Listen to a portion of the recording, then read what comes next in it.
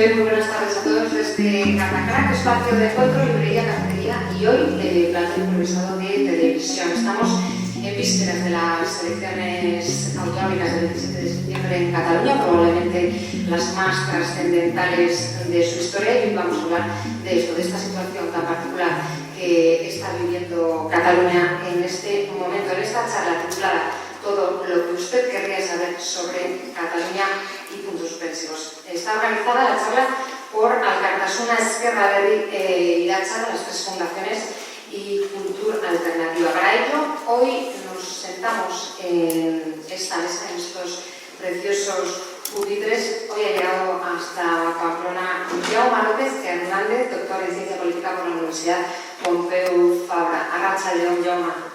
Gracias, buenas tardes. Buenas tardes y gracias por estar esta tarde aquí con nosotros. Nos acompañan Marcelo, también director de Berria Arratsaldeon, y Ibai Fernández, de Diario de Noticias Arratsaldeon. A ustedes les tengo que decir que las sillas tienen este papelito. Es para que todos los que ustedes quieran formulen su pregunta, la escriban en este papel, más tarde la recogerán, me las pasarán a mí, cuando terminemos la entrevista yo se las formularé a Jaume. Entonces, si os parece, comenzamos ya.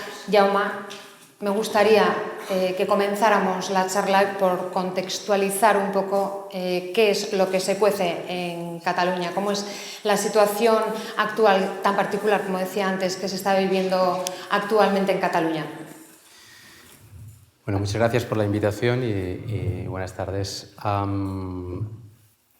Intentaré sencillamente contextualizar en 5 o 10 minutos máximo, porque después, pues, evidentemente, las preguntas yo creo que permitirán desarrollar, ¿no?, los puntos importantes o que interesan o que generan más dudas. Y me centraré, por lo tanto, solo en la idea de que, como es bien sabido, estas elecciones autonómicas en Cataluña tienen para una parte importante de los partidos políticos catalanes y para parte de la sociedad catalana un carácter que hemos venido a llamar plebiscitario, ¿no? Entonces me gustaría sencillamente decir ¿por qué? ¿Por qué es plebiscitario o por qué para algunos... Gracias. ¿Por qué para algunos es plebiscitario? Digamos, en lo que respecta al pasado, cómo hemos llegado aquí y por qué es plebiscitario en lo que se prevé que pueda pasar. Por lo tanto, haré sencillamente unas breves pinceladas sobre estos dos aspectos. Si tenemos el 27 de septiembre unas elecciones distintas, es porque ha pasado algo y por qué se pretende hacer algo con estas elecciones. Probablemente la parte sobre el pasado es la más conocida, así que sencillamente marcaré algunos hitos de lo que podríamos llamar lo que en Cataluña llamamos el proceso, de una manera un poco eufemística, puede recordar a un libro de Kafka, pero todos nos entendemos. Cuando hablamos del proceso estamos hablando probablemente del último capítulo de una trayectoria que como sociedad hemos ido desarrollando de carácter emancipador, ¿no? Digamos, hemos ido desde el nacimiento del catalanismo en el siglo XIX, digamos, hemos ido pasando por distintos capítulos y probablemente el último capítulo pues, está protagonizado por las manifestaciones que hemos visto en la calle. La gente que me sigue sabrá, que me sigue o que alguna vez ha leído algo que haya escrito, sabrá que cuando planteo el inicio de este capítulo, un hito del cual es estas próximas elecciones, no marco el inicio en la famosa manifestación, famosa para los catalanes, de julio del 2010, que es la manifestación de respuesta a la sentencia del Tribunal Constitucional, sino que siempre la sitúo en febrero, mucho menos conocido por el resto de la gente, febrero del 2006, cuando hay la primera gran manifestación que reivindica el derecho a decidir. El derecho a decidir es la voluntad de decidir en último término sobre nuestro futuro político, primero en relación a un estatuto que, como es bien sabido, pues acabó mal en todos los sentidos, podemos después desarrollarlo, y después a decidir nuestro futuro político ya en relación a la posibilidad de ser un nuevo Estado. Esa ha sido la voluntad mayoritaria, el derecho a decidir tiene un apoyo del 80% en Cataluña y desde ese momento ha habido distintos intentos de poder ejercerlo por distintas vías. La última de las cuales es estas elecciones del 27 de septiembre. Por eso digo que hay que un poco hacer historia para explicar por qué les llamamos plebiscitarias. Solo recordarles 4 pinceladas también de esa voluntad de ejercer el derecho a decidir. nosotros teníamos una ley en el Parlamento catalán, a partir del Estatuto, se aprobó una ley de referéndums que fue llevada al Tribunal Constitucional y suspendida, primero cautelarmente. Por lo tanto, no teníamos la capacidad de hacer referéndums. Después, como también es bien sabido, a partir de una moción del Parlamento catalán, 3 parlamentarios, entre los cuales había uno de Iniciativa per Catalunya, Joan Herrera, y uno de Convergència y uno de Esquerra, fueron al Congreso de los Diputados a pedir que hubiera una transferencia de la competencia, puesto que no podíamos ejercerla a través de nuestra ley, que también fue denegada. Pedimos una reforma de la Constitución en este sentido, que también fue denegada. Hicimos una ley de consultas y de consultas no referendarias, ¿de y de participación. Esta ley, digamos, sí pasó, pero en cambio, y con esta ley, digamos, se organizó la consulta o el proceso participativo conocido del 9 de noviembre, ¿no? Que fue la última vez que, como también es sabido, aunque la ley no fue recurrida, sí lo fue pues esta organización y algunos de sus promotores, ¿no? En estos momentos pues, todavía estamos pendientes de saber qué pasa con el presidente Mas, ¿no?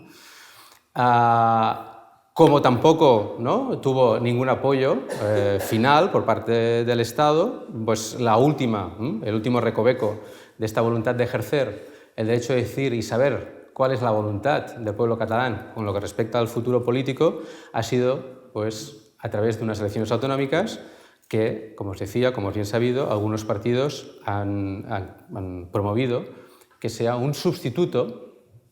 No es idéntico, a un sustituto, algo que se parece a un referéndum, pidiendo a la gente que sea consciente que en los programas electorales la gente elegirá sobre todo, puesto que es el primer punto, sobre cuál es el encaje o el futuro político de España. Y como es bien sabido, hay una serie de fuerzas políticas que se presentan a estas elecciones con la voluntad de declarar la independencia. Hasta aquí el resumen de por qué son plebiscitarias. ¿Por qué son plebiscitarias con respecto a lo que nos imaginamos que puede pasar? Bueno, porque como pretenden, ¿no?, algunas de estas formaciones, si hubiera una mayoría suficiente, que podemos discutir a qué se corresponde, eso permitiría dotar al Parlamento catalán de un mandato democrático, un mandato puesto que los electores han votado a partir de un programa electoral donde, ¿no?, se manifiesta explícitamente una voluntad de hacer algo. Si hubiese esa mayoría, se iniciaría un proceso hacia la independencia. Naturalmente, ese proceso, que ya diríamos es un proceso en sentido estricto, muchos lo vinculamos con el proceso constituyente, yo diría que tiene dos fases lógicas que cronológicamente pueden separarse o juntarse más o menos. Y con esto acabo, ¿eh? Me parece que me he alargado un poquito, pero... Y es que cualquier proceso de independencia, lógicamente, tiene 2 elementos fundamentales que se entrelazan. Por un lado, el proceso de desconexión con respecto al Estado del que formas parte, la desconexión. Y por otro, el proceso de reconocimiento por parte de terceros Estados. Son 2 elementos que confluyen en un proceso de independencia, pero que conceptualmente son distintos. Y cronológicamente también se puede jugar con ellos. Es decir, tú tienes, si pretendes ser independiente, has de hacer cosas o has de ejercer esa soberanía de manera que te desconectas de la pretendida soberanía, ¿no?, o de la soberanía que también reclama el Estado, pero eso no quiere decir que desde el primer momento en que empiezas a desconectar tenga los elementos necesarios para decirle a la comunidad internacional que eres un nuevo Estado, que te presentas en sociedad. Esa es la fase del reconocimiento. Entonces, cuando hablamos de lo que pasará después de unas elecciones plebiscitarias, nos estamos refiriendo a que empezará un proceso en el que estos 2, ¿no?, polos han de jugar, y han de jugar de una manera que es difícil de prever, aunque tengamos distintos planes, porque dependerá justamente de la respuesta que tenga, no solo de la mayoría que tengamos en Cataluña, pero también de la respuesta que el Estado español, digamos, dé a este proceso. Por lo tanto, hay un proceso gris, ¿no?, un proceso más o menos acelerado de desconexión, de generación de estructuras de Estado equivalentes a las que podemos tener formando parte del Estado español, y hay un proceso de, digamos, presentación, de negociación, de demanda de reconocimiento internacional que tiene que encabalgarse más o menos, o cronológicamente puede ir después, que el anterior. ¿De cuántos meses estamos hablando? Seguro que saldrán las preguntas, pero para que empecemos, ¿no?, todos a situarnos de qué tenemos en la mente los catalanes o qué se nos está comentando, Estamos hablando de, de un proceso que se ha repetido una y otra vez, que podría durar unos 18 meses. Lo de los 18 meses no es ninguna, digamos, credo, porque 18 no es ninguna, sino es, bueno, una cifra, de hecho, promovida por los intelectuales, presentada por los académicos ya hace mucho antes de que nos encontráramos ante unas elecciones plebiscitarias, que lo que hicieron es, uno, recoger lo que se preveía en el caso escocés, que en el libro blanco hablaba explícitamente de 18 meses, es verdad que en una situación negociada que es distinta, y después haciendo una media aritmética, ¿no?, sin más, también lo digo de esta manera, de cuánto habían durado otros procesos similares. ¿Qué quiero decir con esto? Que no es una decisión, diríamos, lo de los 18 meses es una manera de hablar, no es una marca, no es una meta que nos hayamos situado y que tenga que ir en contra nuestra, sino es digamos, un horizonte que ha de permitir en estos momentos, cuando la gente vote, expresar que no nos estamos refiriendo a que este proceso empieza para que de aquí 2 generaciones culmine. Y que al mismo tiempo, por parte catalana, tampoco estamos imaginando declarar la independencia en las Navidades de este año, si hubiese mayoría, sino que estamos hablando de una temporalidad razonable para que todos los elementos necesarios para que este proceso sea civilizado puedan ponerse sobre la mesa. Por lo tanto, estamos ante unas elecciones autonómicas de carácter plebiscitario, al menos así lo interpretamos mucha gente, que lo son porque no hemos podido votar de otros medios y que lo son porque plantean algo que no se ha planteado nunca, que es la posibilidad de que Cataluña sea un nuevo Estado en Europa. Bueno, pues puestos en situación, Martxelo e Ibai, cuando queráis podéis preguntar. Arratsaldeon, eskerrik asko antolatzaileek gonbidatzeagatik, molt bona tarda, Jaume. Un plaer una altra vegada parlar amb tu y ser alumno tuyo, ¿no? Se te atribuye la paternidad de la modernización y de poner en escena el concepto de derecho a decidir. Tenían razón los que decían que el derecho a decidir, el concepto era la piel de cordero que envolvía al lobo del independentismo, viendo el poco tiempo que ha transcurrido entre la formulación pública que se hace del derecho a decidir y además se escenifica en una manera masiva en las manifestaciones, en los referéndums. También podríamos hablar con el tiempo, si hay tiempo, la importancia del ejercicio social de los referéndums. ¿Cómo en tan poco tiempo se pasa del derecho a decidir a la reivindicación de la independencia?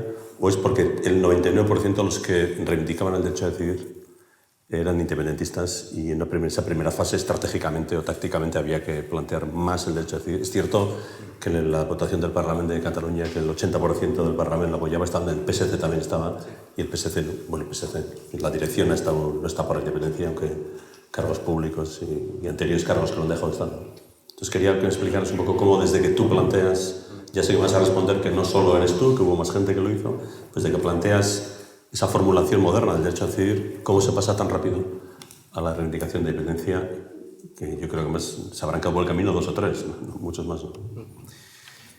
Bueno, la verdad es que yo estuve, pero no soy el único padre, digamos, estuve en el origen de la plataforma por el derecho a decidir y sí que académicamente, digamos, no sé si decirlo así, pero me considera un poco el referente del desarrollo de este concepto. Entonces, a ver, para ir así lo más rápidamente posible. En primer lugar, tiene razón Martxelo que cuando en la plataforma se reunió una serie de entidades para impulsar las primeras manifestaciones, el núcleo fundamental era un núcleo en gran parte del independentismo tradicional que identificaba el derecho a decidir con una nueva formulación del derecho a autodeterminación. Eso es. Pero también es verdad que en ese momento hubo la oportunidad, se abrieron las puertas a que otras personas que no veníamos del independentismo tradicional, incluso, como es mi caso, digamos, creador del derecho a decidir, pero como en mi caso, siendo federalista la mayor parte de mi vida, no identificábamos y proponíamos un nuevo significado a ese derecho a decidir. Y eso, desde el punto de vista, digamos, del activismo, antes de pasar al ámbito institucional, convivió más o menos sin demasiadas tensiones, porque, digamos, en un primer momento, efectivamente, estábamos ganando un marco de reivindicación, que cada uno podía interpretarlo de formas distintas, pero yo siempre digo lo mismo. podríamos mirar las actas de las asambleas de la plataforma, ¿no? Y cómo iban las discusiones. Yo creo que el derecho a decidir interpretado como algo nuevo, en el que después, institucionalmente, podían caber también los federalistas, etc., estaba sobre la mesa desde el principio. Y diré por qué. Las dos manifestaciones primeras del derecho a decidir, digo, aunque la fuerza organizativa sí que estaba en manos de los independentistas, en gran parte, ¿no? Que en realidad era la gente más movilizada. Los federalistas es un pensamiento intelectual, pero no estaban en la calle pidiendo federalismo. En cambio, el independentismo sí que estaba organizado. Las dos manifestaciones eran claramente de raíz, eran reivindicaciones que nosotros calificábamos de soberanistas, pero no independentistas. Eran manifestaciones que reivindicaban que la última palabra, reivindicaban que somos una nación, algo sobre lo cual también hay un consenso bastante amplio socialmente, mucho más amplio que sobre la independencia. El PSC, incluso la dirección actual del PSC defenderá que Cataluña es una nación, y defendíamos que en el Estado actual no teníamos la última palabra y la teníamos que reivindicar. Primero, en referencia al Estatut, y fijaros, yo siempre pongo como broma, pero es una realidad para, ejemplificar que el derecho a decidir, incluso en ese momento inicial, ya no podía identificarse solo con el derecho a la autodeterminación. La segunda manifestación que conseguimos hacer, en diciembre del 2007, un año después, un año y medio después, fue coorganizada por todos los sindicatos de Cataluña, comisiones obreras, UGT, evidentemente estaba la Intersindical, la CGT, y era una manifestación que tenía como lema: somos una nación, tenemos el derecho a decidir sobre nuestras infraestructuras. Es realmente un eslogan absolutamente kafkiano, no cabíamos, en la pancarta tenía que dar la vuelta, nos poníamos por aquí. Pero ¿qué pasó? Es decir, es una manifestación que además muestra cómo en ese momento el planteamiento de que la solución puede pasar por transformar completamente el Estado empieza a ser asumido por la gente. Un mes de diciembre, con una manifestación coorganizada, liderada por sindicatos, está llena de esteladas, está llena de banderas independentistas, como nunca, que empezaban a salir del reducto tradicional que es el 11 de septiembre. Entonces, eso marca un cambio social que todavía no es independentista del todo, porque son estos grises, ¿no? Entonces, ¿por qué acaba teniendo esta importancia y hasta qué punto es la clave para una reivindicación finalmente independentista? Yo creo que, por lo que respecta al concepto, lo comentábamos este mediodía, ¿no? El concepto de derecho a decidir es un concepto ganador. Es difícil, si uno se postula a favor del derecho a decidir, en gran parte ha ganado la batalla conceptual y dialéctica, porque es difícil oponerse a que alguien decida. Después hemos de pensar sobre qué. Por lo tanto, es fácil que como idea haya ido calando en la población y que después pasara en el ámbito institucional y muchas organizaciones, sindicales, patronales, de todos los ámbitos, firmaran el Pacto Nacional por el Derecho a Decidir, que es el salto institucional. Es decir, para los tres vectores de éxito, ¿no? Partidos, instituciones y sociedad civil, han de ir en la misma dirección, y eso después lo traslado a la independencia, si quieres conseguir algo. Y de momento, en el derecho a decidir lo conseguimos, porque ya estaba, era incluso una moción del Parlamento, incluso hay una declaración de soberanía y del derecho a decidir, bastante descafeinada en el Parlamento. Con lo cual, en ese momento, los firmantes, habían firmantes que estaban a favor de la independencia y otros que no, pero todos se sentaban en la mesa sin, contradicciones, porque estaban defendiendo conjuntamente la voluntad de que Cataluña como nación tuviera la última palabra.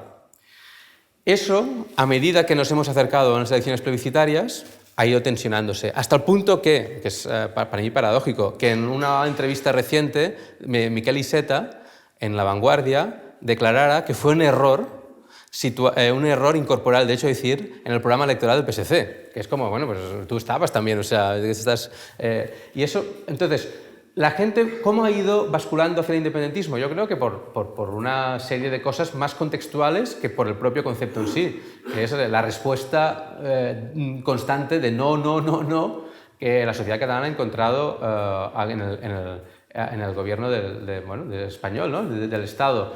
Y la prueba de ello es que incluso la patronal, la gran patronal, o el Cercle de la Economía hoy, cuando hace sus apelaciones, ¿no? a la tranquilidad y la negociación,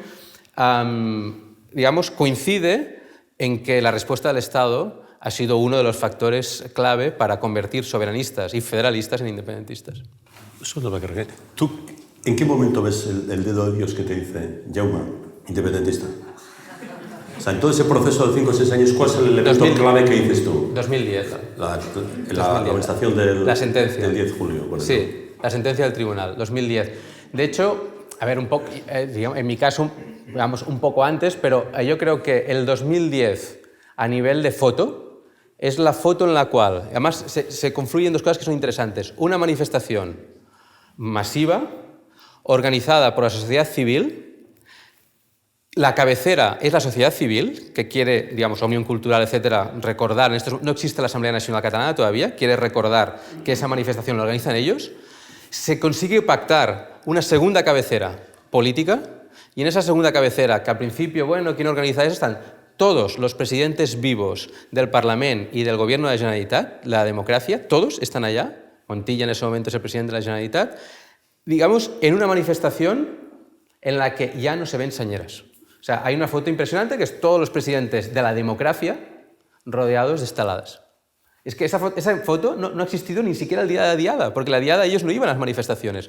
Ese es el punto del que podríamos decir. La sociedad empieza a pensar que es necesario otros caminos y que la propuesta de nuevo pacto, o sea, de la segunda transición con el pacto que ofrecemos nosotros es el estatut, ya no es posible en España, ¿no?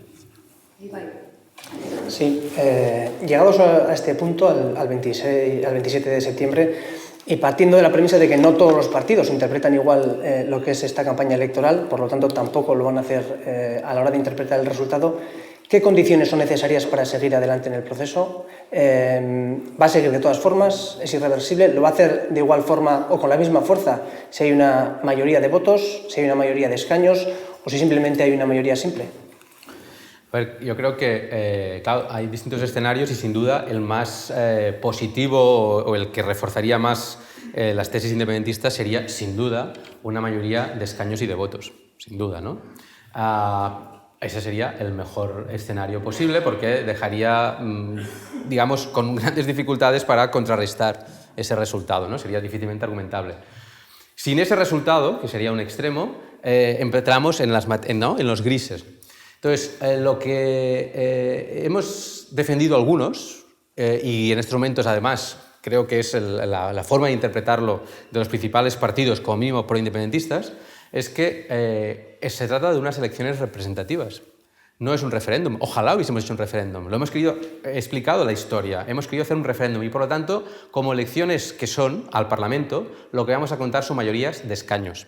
Vamos a contar cuántos diputados hay para llevar a cabo, como siempre, en cualquier elección, un programa electoral que en este caso es explícito sobre la voluntad de que algunas fuerzas inicien un proceso hacia la independencia. ¿Cómo gobiernas? ¿Cuándo desarrollas un programa electoral? Cuando tienes mayorías en el Parlamento. Mayorías, coaliciones, eso es cómo gobernamos. Y por lo tanto el mandato, en este caso democrático, es un mandato hacia unos representantes. Naturalmente, ¿no?, en la contraparte unionista, algunos, ¿no?, lo que digamos, defienden y es que habrá que haber mayoría de votos. Pero justo, yo siempre digo, la paradoja es que los que dicen que tendría que haber mayoría también de votos son aquellos que nos han negado la posibilidad de contarnos como votos en un referéndum. O sea, que no nos dejan contarnos como votos y ahora que algunas fuerzas dicen que esta campaña no es plebiscitaria y por lo tanto se mezclan distintas cosas, después estas fuerzas, ¿no?, nos dicen que no habrá suficiente con los escaños. Bueno, me parece, digamos, una contradicción absolutamente clara, ¿no? ¿Qué mayoría? Yo creo que sociológicamente no hay vuelta atrás. Es decir, pase lo que pase, el 40% de los representantes en el Parlamento catalán están a favor de la independencia, seguro. El 40% no es una mayoría. Yo digo que pase lo que pase, el 40% como mínimo, digamos, no es previsible de ninguna manera menos. Eso quiere decir que si no es la mayoría absoluta, es la mayoría simple más abultada. Es decir, que cualquier posibilidad de gobierno pasa por tener en cuenta a los representantes que están a favor de la independencia. En cualquier formación. No hay una mayoría, digamos, posible que pueda frenar a esta mayoría simple, ¿no?, digamos, una mayoría de veto. ¿Eso qué implicaría en cualquier elecciones normales? Bueno, que se puede gobernar en minoría, digamos, siempre que no haya nadie que pueda hacer, ¿no?, una moción de censura o de confianza, pues tú sigues gobernando. Aquí con la diferencia de que gobernar supone iniciar una serie de iniciativas encaminadas no solo pues, a gobernar el día a día, sino a dirigir el país a un proceso hacia la independencia. Con lo cual yo creo que ese proceso se inicia sí o sí. Lo que pasa es que, como os decía antes, estamos hablando, probablemente si no hay una mayoría absoluta, tampoco, desde mi punto de vista, si hubiese una mayoría absoluta, estamos hablando de la desconexión, no del reconocimiento inmediato. Por eso, aunque otra vez, ¿no? Parece que juguemos con las palabras, no jugamos con las palabras, hay que ser precisos para no caer en los líos habituales de falsos debates. Estamos popularizando cada día la distinción entre declaración de independencia y proclamación de independencia, ¿no? Escolástica, no. ¿Qué quiere decir? Que tenemos la voluntad, o sea, que el 28 de septiembre, si hay una mayoría suficiente, vamos a declarar nuestra intención de acabar siendo, si se dan una serie de circunstancias, un Estado independiente. Cuando se den todas las circunstancias, estaremos en condiciones de proclamarlo. Entonces, no va a haber una proclamación de independencia, al menos nosotros no la sugerimos. ¿Por qué? Porque en esa declaración que queremos hacer el día 28 hay una apelación explicitísima, mayúscula, a negociar con el gobierno español. O sea, nosotros queremos, uno, iniciar un proceso hacia la independencia de acuerdo con el mandato democrático de los catalanes que han elegido a estos representantes y por lo tanto, para poderlo ejercer, este mandato, iniciar unas negociaciones en las cuales, por lo tanto, la contraparte también ha de tener algo que decir, por ejemplo, los tempos, las maneras, etc. Iniciar un proceso de negociación que por nuestra parte no será para poder llevar a cabo este desarrollo. Y, por lo tanto, aquí, pese a lo que pueda decir alguna fuerza política, nadie se está imaginando salir el día 28 y decir somos un Estado independiente, entre otras cosas porque nadie nos va a reconocer si no tenemos unos mínimos, y que ya sabemos, ¿no? Desde la Convención de Montevideo, territorio, un Estado, etc. No los tenemos, ni los pretendemos tener de un día para otro, ¿no? Jaume, y llegados a este punto, una vez que se pueda iniciar ese proceso de independencia y entre esos dos momentos a los que aludía usted ahora mismo, entre la declaración y la proclamación, ¿ese momento será probablemente el más difícil de gestionar políticamente, ese negociado con el gobierno español? Sí, yo creo que sí. Es decir, el momento complicado es, como siempre, ¿no? Las transiciones y el momento en el que eres capaz de desconectar del todo, pero al mismo tiempo esa desconexión es creíble también para tu propia sociedad, ¿no? Es decir, cuando tú les puedes decir a tus ciudadanos, mira, la próxima declaración de la renta la haces en esta... Bueno, aquí a lo mejor no, es más fácil esto, pero digamos... En nuestro caso la haces, ¿no? En la Generalitat, no la haces en la oficina de Hacienda, ¿no? Y aquí ha de haber no solo la estructura, sino el convencimiento de que efectivamente la legalidad catalana es suficientemente fuerte y por tanto ya no pasamos solo de las palabras sino del poder. Y la política es conceptos y poder real, ¿no? Poder para, digamos, ser legítimo y poder, no solo eso, sino poder, diríamos, desarrollar los actos de desobediencia o desconexión. Eso quiere decir, digamos, saltar al limbo. Una cosa es que sea complicado y otra es, ¿no hay garantías jurídicas? No, eso tampoco. Eso es una película de miedo que nos están vendiendo, porque el Parlamento catalán, como cualquier otro parlamento, digamos, ha legislado con normalidad, tiene sus ponentes y por lo tanto de la cuestión de lo que se trata es que la legalidad que, digamos, apruebe el Parlamento catalán sustituya, pero que exista, no que no hay legalidad, sustituya a la legalidad, digamos, que emana del Parlamento español, pero los dos somos igualmente capaces de generar legalidad. Es decir, lo primero que sí, uno de los pasos próximos que habrá que hacer es aprobar una ley, que tiene distintos nombres, una ley de transición, una constitución provisional, una ley que lo único que haga es amparar que esos actos de desconexión para los ciudadanos catalanes están realizados bajo una ampara jurídica completa, que es la legal del Parlamento catalán. ¿Y qué ocurriría si el gobierno de España se cerrara en banda a la negociación? Eso es previsible, ¿no? Digamos, pero ¿qué ocurre? Pero es el peor de los escenarios. Entonces, bueno, pues aquí evidentemente, primero, yo soy un académico, no soy un político, y segundo, si fuera un político, pues es unas pocas preguntas que no contestaría, porque no le voy a dar armas esto es una partida realmente compleja, ya estamos hablando de poder y por lo tanto, en este caso, pues habrá que desarrollar, ¿no? Una serie de decisiones que permitan, pues con la celeridad suficiente, dar los pasos necesarios para que ese proceso se pueda llevar a cabo lo más rápidamente posible y con la máxima seguridad. Entonces aquí efectivamente nos daría mucha fuerza el contar con la mayoría posible más amplia, sin duda, ¿no? Yo lo único que puedo decir es que, como no revelo nada, por lo que a mí respecta, muchos académicos hemos participado en distintos informes, lógicamente, para, digamos, que esto no sea un salto al vacío. En todo caso, hasta este momento es un salto teórico. En algún momento ha de ser acción. Y para la acción no hay nada como los políticos. Los académicos somos muy malos para la acción. En uno de los, pongo como ejemplo, en uno de los informes que yo he participado, que es sobre cómo hacer un proceso participativo constitucional, que es otro aspecto, lo que yo puedo decir es que en este informe, no revelo nada, hay 12 escenarios posibles. No lo sabemos, pero claro, no lo sabemos, pero hay 12 escenarios. Los otros no tengo ni idea de cómo son, no sé quién los ha hecho, no sé nada, pero me imagino que también irán en esta dirección de decir, bueno, esto es como una negociación, una teoría de juegos, hay muchas posibilidades, será una situación muy difícil, pero por nuestra parte también tenemos, evidentemente, escenarios y horizontes posibles de qué habrá que hacer pues, en cada uno de los meses que vienen delante. Por falta de preparación, sin duda, no será. Antes de continuar con la entrevista, me gustaría recordar al público, sobre todo para las personas que han llegado una vez comenzada la charla, que tienen estas hojas en las que pueden escribir sus preguntas que al final recogeremos, me las pasarán y yo le formularé a Jaume. Podemos continuar. Yo creo que te vamos a marear un poco porque vamos a estar entrando y saliendo algunos temas, pero bueno, como eres académico sabrás. Yo vuelvo a la cuestión de la contabilidad de los votos y de los diputados. Va a ser la primera vez que se pone en duda una mayoría en un Parlamento contando los votos. Es cierto que el carácter plebiscitario sí les da a ellos la carta de, pues vamos a contar votos, ¿no? En España se puede tener una mayoría absoluta en el Parlamento, en el Congreso, con el 42-45% de los votos y nadie pone en duda que Mariano Rajoy sea un presidente legítimo y que su mayoría absoluta sea ilegítima porque no tenga el 50% de los votos. Eso no se plantea en ningún escenario político, ¿no? Pero el carácter plebiscitario sí les da a ellos esa carta.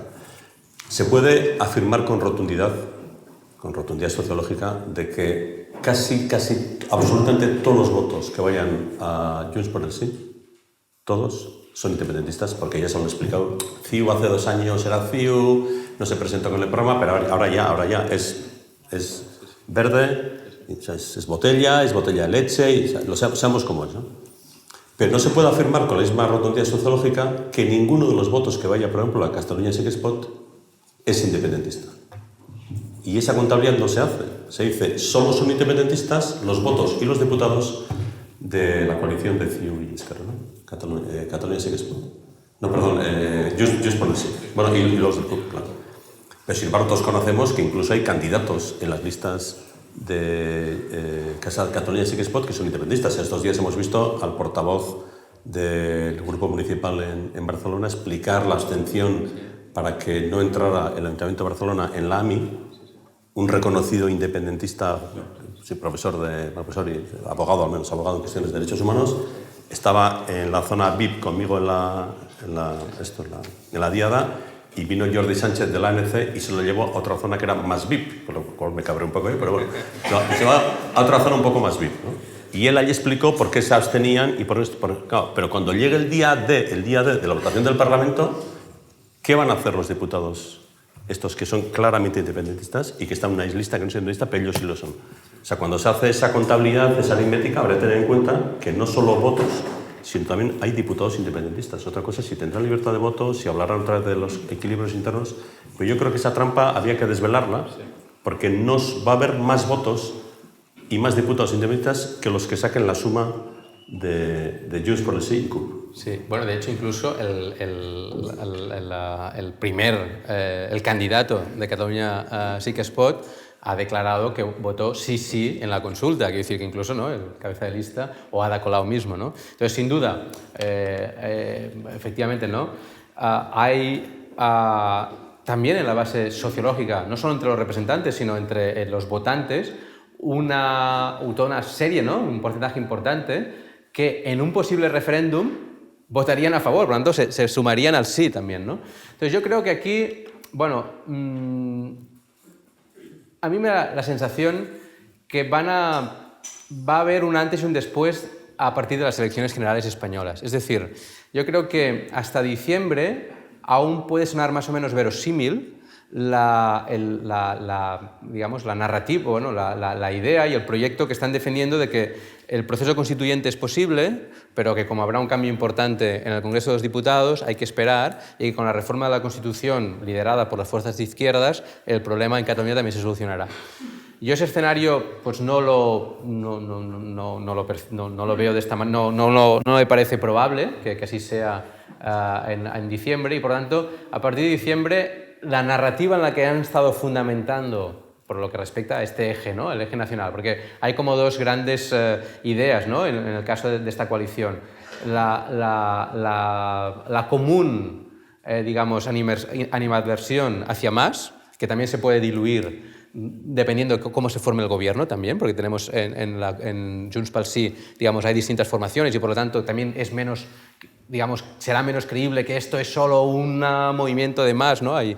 Esta es una narrativa, y la segunda de que no hace falta declarar nada porque España cambiará y con ello Cataluña. Entonces, yo creo que se pueden desmontar, o es fácil que se desmonten estas dos grandes ideas que han servido justamente para ocultar el apoyo de la independencia de una parte de su militancia y de su base sociológica también, ¿no?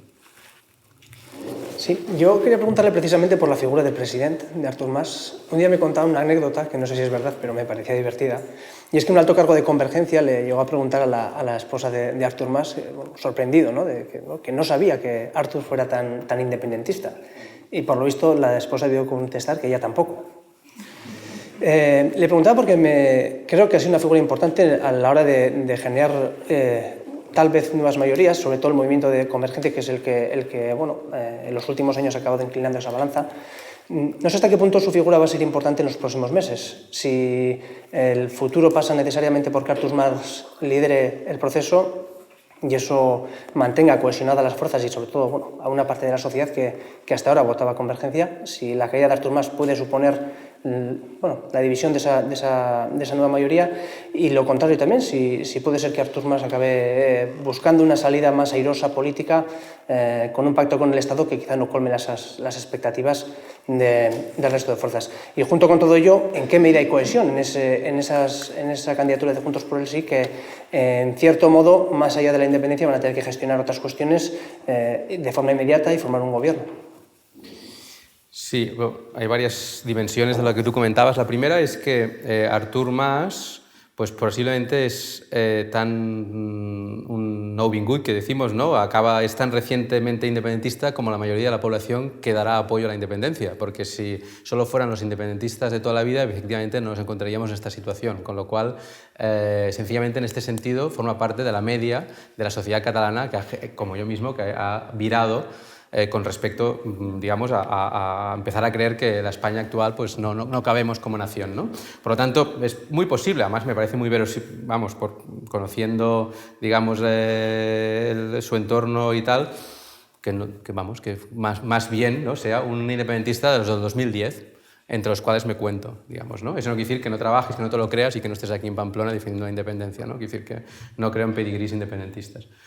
En ese sentido me parece bastante representativo del proceso, y yo creo que lo que yo me atrevería a decir que todas las fuerzas independentistas, incluida la CUP, digamos, aceptarían con respecto a la figura de Mas, es que es un activo del proceso. O sea, pese a que en campaña electoral se pueda, para marcar distancias, ¿no?, digamos, criticar si el 3%, ¿no?, el 3%, que si la corrupción y tal, de puertas adentro, yo creo que tanto Esquerra y después, a pesar de las dificultades personales y las emociones y las simpatías, que eso siempre están en el ámbito de lo pequeño, no de lo que cambia un país.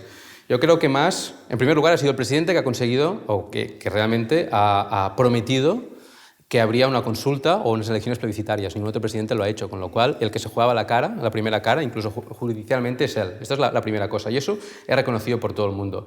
Y yo creo además que, especialmente en lo que respecta a la política exterior, y tendremos que hacer más política exterior de la que hemos hecho, el referente del proceso no es Oriol Junqueras, aunque Oriol Junqueras ha sido un diputado del Parlamento Europeo y es un gran activo, sino que ha sido más. Es decir, la persona que ha firmado en los distintos periódicos, en Le Monde, en el Washington Post, en el New York Times, en el Corriere della Sera, etc., la persona que está, digamos, personalizando el liderazgo, evidentemente, político de este proceso es Mas, y en este sentido yo creo que, digamos, de este valor son conscientes todas las fuerzas, Naturalmente hay otros elementos a tener en cuenta y creo que lo van a tener, vamos, va a ser uno de los elementos con los cuales se decidirá también su futuro político en la coalición. Digamos que no creo que genere muchas dudas su liderazgo en este sentido. Otra cosa es pues, cómo se acabe conformando el gobierno. Entonces, me decías, ¿es posible que Mas vuelva atrás? No lo sé, yo creo que no, rotundamente no. Pero es que no importa si Mas vuelve atrás, porque la sociedad catalana no puede volver atrás. Es decir, si Mas volviese atrás, es la muerte de Convergencia Democrática de Cataluña, la muerte política. Es decir, no lo va a seguir nadie. Porque, fijaros, el cambio mental que supone, ya no para mí, sino para gran parte de la sociedad catalana, para mis padres, por ejemplo, el que castellanohablantes como yo, de origen, etc., el que se declaren independentistas y hayan participado en la Via Lliure, en la B Baixa, en la Vía Catalana, ¿no? Si después hay una oferta, ¿tú crees que ese cambio, digamos, neuronal es posible de volver atrás? Imposible. O sea, yo lo digo, si queréis, más poéticamente, y no hablando de neuronas, sino que ellos ya tienen soberanía mental. Es decir, como país todavía no somos soberanos, pero esta gente, cuando ahora se están planteando cómo podría ser Cataluña, no se lo plantean como una utopía, como yo hace 10 años o 15, cuando hacíamos un ejercicio de prospectiva. Están pensando realmente, oye, va a pasar esto, y el Estado qué pasará, y después no sé qué, y qué haremos, y tenéis preparado esto, y no sé qué. A esta gente, de aquí un año o dos, no les puedes decir, ¿sabes qué? Nos han hecho un buen pacto y ya no sois independentistas. Dirán, ¿sabes qué? Si dices esto, no nos interesas como nuestro líder, vamos a buscar otro partido que nos represente. Y eso no tiene marcha atrás. Con respecto a esta cantidad. La otra cuestión es, ¿necesitamos también de un porcentaje de la sociedad catalana que se sume para que ese Estado tenga toda su fuerza? Sí. Es decir, aquí aún se ha de sumar más gente, yo creo que sí, aún hay camino que recorrer. Yo creo que el camino a recorrer en este sentido, o mi apuesta personal, no es tanto por insistir ahora también en el derecho de decidir, sino en el proceso constituyente. Es decir, hacer un proceso constituyente participativo, popular, abierto, que permita que no solo, digamos, que Cataluña sea un Estado nuevo, sino mejor. Y yo creo que hay dos cosas transversales en la sociedad catalana en estos momentos. Uno es el apoyo del 80% por el derecho a decidir. Pero hay otro apoyo del 80% que es a favor de procesos constituyentes. Lo que pasa es que para algunos el proceso constituyente se inicia en España y para otros en Cataluña. Pero yo digo, hablemos primero del proceso constituyente y veamos dónde encajamos. Y por esta puerta yo creo que aún podemos ganar a gente que en estos momentos no votará a fuerzas independentistas, pero que en un referéndum, de verdad, posiblemente, si podemos plantearles que el Estado no solo es nuevo, sino es mejor, votarían sin ningún problema por el sí.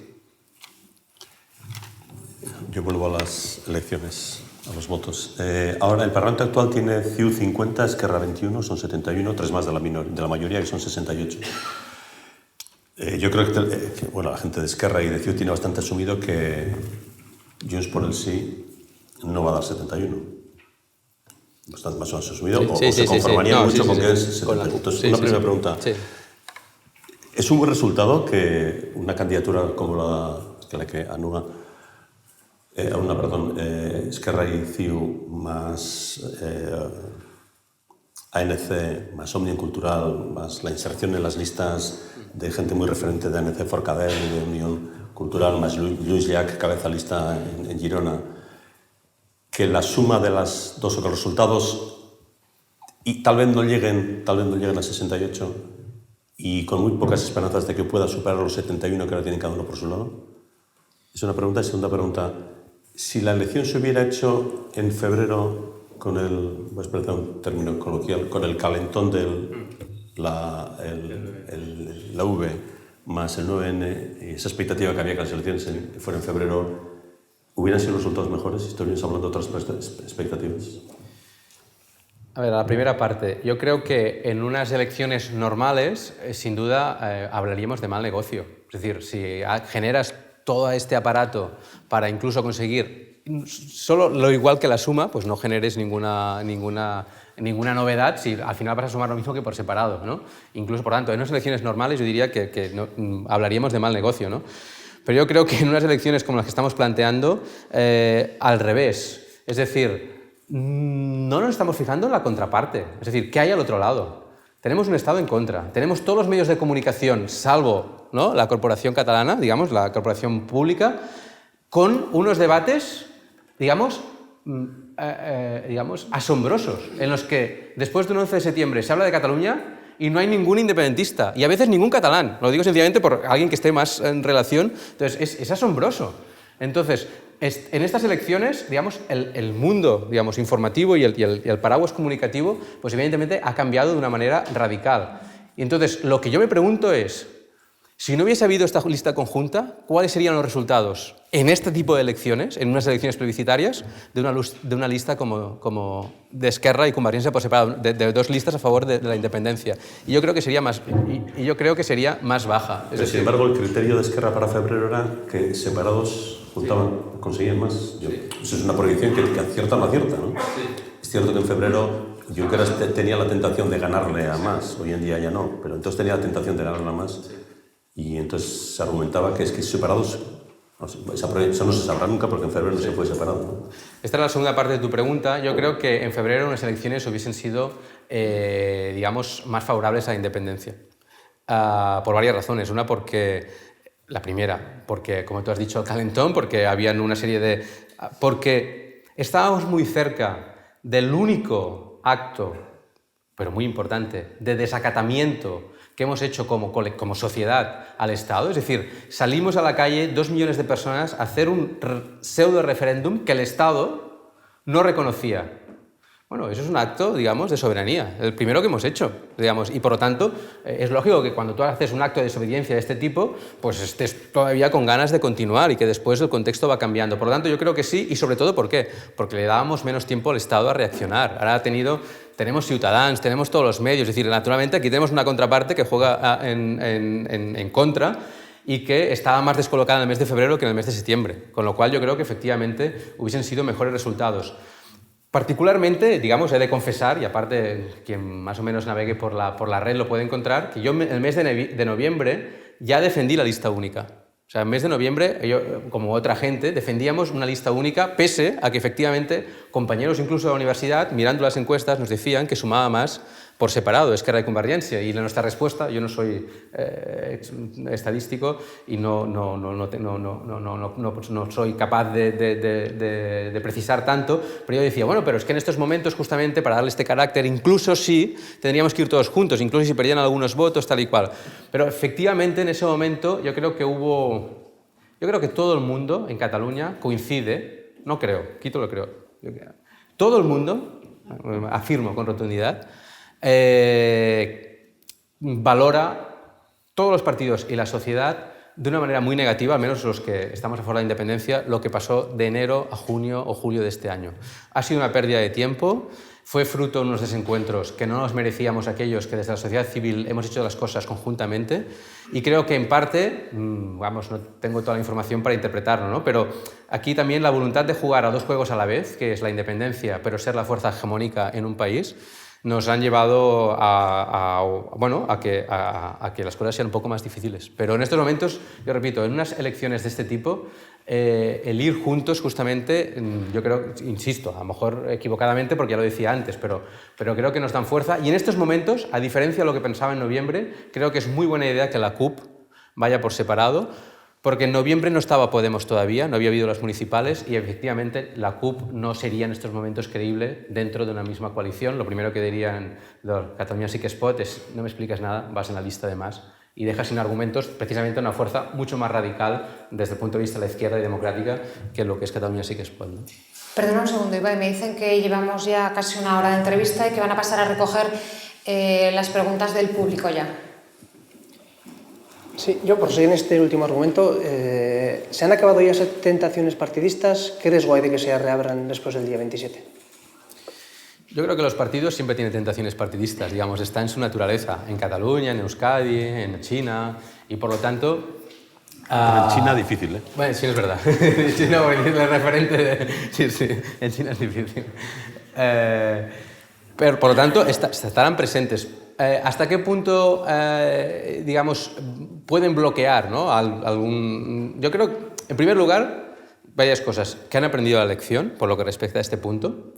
Que la sociedad civil también ha aprendido la lección, es decir, que la sociedad civil puede condicionar unas elecciones. De hecho, recordemos que antes de que pusieran de acuerdo, la sociedad civil estaba planteando de crear una lista sin políticos. Y eso precipitó las cosas. Es decir, solo se recuerda la oferta de Mas para negociar, pero 2 semanas antes ANC y Òmnium están diciendo, mira chicos, estamos poniendo aquí sobre la mesa y además lo consultamos a nuestras gentes que votan a favor, de que si no os ponéis de acuerdo, no os pongáis de acuerdo, nosotros vamos con una lista, sin vosotros.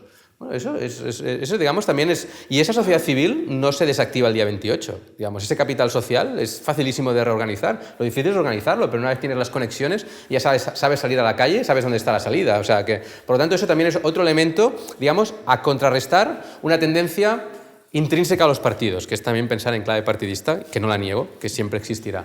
Y después yo creo que hay otro elemento que es el full de ruta, que digamos la hoja de ruta, ¿no? Es decir, el pacto previo de las cosas que hay que hacer en este proceso de desconexión, ¿no? Y yo creo que hay algunos elementos, incluso me atrevería a decir que supongo que más que los que se han hecho públicos, ya pactados previamente, justamente para no tener que perder el tiempo en rifirrafes partidistas cuando toque, ¿no? Sí, pero digamos una de las grandes novedades políticas de los últimos meses en Cataluña ha sido precisamente la erupción, no tanto de Podemos, sino de movimientos afines. Ada Colau es el más significativo. Ahora rompe con una candidatura importante. ¿No puede generar eso distorsiones o al menos contradicciones en el eje izquierda-derecha a la hora de un debate parlamentario y político a partir del día 27, tal vez incluso premeditado para intentar frenar el proceso? Sí, es posible que, como ahora mismo, ¿no? Algunas fuerzas lo plantean, digamos, intentan situar, ¿no? Otro tipo de debates en el candelero, ¿no? Yo creo que en estos momentos, ¿no? Nuestra idea es que un Estado y una Constitución no es ni de derechas ni de izquierdas, porque tiene que sentirse cómodo todos los ciudadanos y, por lo tanto, en esta clave hay que pensar. Y, por lo tanto, los debates del día a día y de derecha a izquierda, pues por un tiempo han de quedar en un segundo plano, porque las dos cosas a la vez no las podemos hacer, digamos, no podemos al mismo tiempo, o no las podemos hacer bien al mismo tiempo, ¿no? No podemos estar en un plano derecha-izquierda y después en un plano nacional. Y aparte aquí, fijaros que a nadie le sorprende ni le llama la atención que en España se pueda hablar sin problemas de pactos de Estado. Y se entiende que esos pactos de Estado, el terrorismo, no sé qué y tal, pues no son ni derechas ni izquierdas, porque hay algo que va más allá. Bueno, nosotros no tenemos Estado todavía, pero podemos hablar de pactos nacionales. Y cuando hablas de pactos nacionales o de situaciones de este tipo, pues el eje derecha-izquierda ha de pasar a un segundo plano. Las CUP se presentan a las elecciones del 2012 con el lema Socialisme y Països Catalans. Y es frase de David Fernández cuando dice, como Cataluña va a ser antes independiente que socialista, vamos ahora por la Cataluña independiente y luego a ver si conseguimos la socialista. Explícanos un poco el fenómeno CUP, esa formación que lleva 20 años no queriendo presentarse a las elecciones y ahora se ha convertido en un fenómeno. Y luego, aunque no tengas... Bueno, olfato tendrás seguro, no tendrás estudios demoscópicos, pero olfato demoscópico seguro lo tienes, ¿no? Cuéntanos por dónde crees tú que va a crecer la CUP, pues la edad de 3 a 7, 8.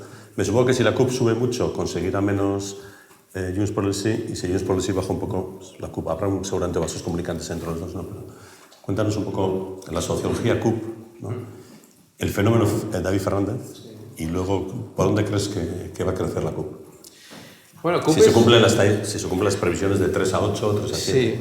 A ver, CUP a mí me resulta también, diríamos, curioso, porque cuando se habla de la nueva política o de las nuevas formaciones, enseguida vamos a Ciutadans y Podemos, ¿no?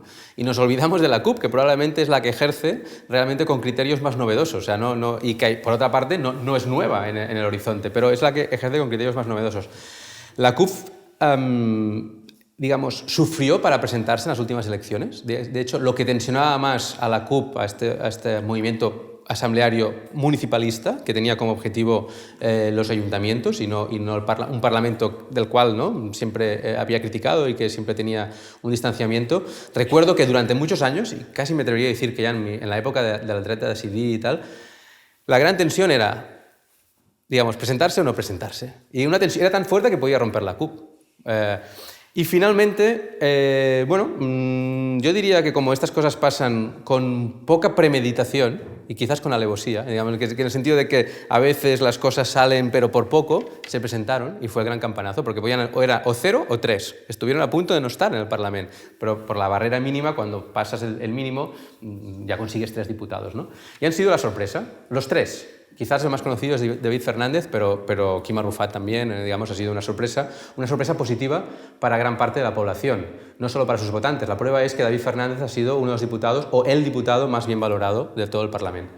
¿En qué sentido? Bueno, porque, digamos, en la credibilidad, ¿no? En la honestidad, y una persona que a lo largo de estos 4 años, digamos, no ha cambiado en sus planteamientos, es conocido, digamos, su distanciamiento con el mundo institucional, y pese a ello ha sabido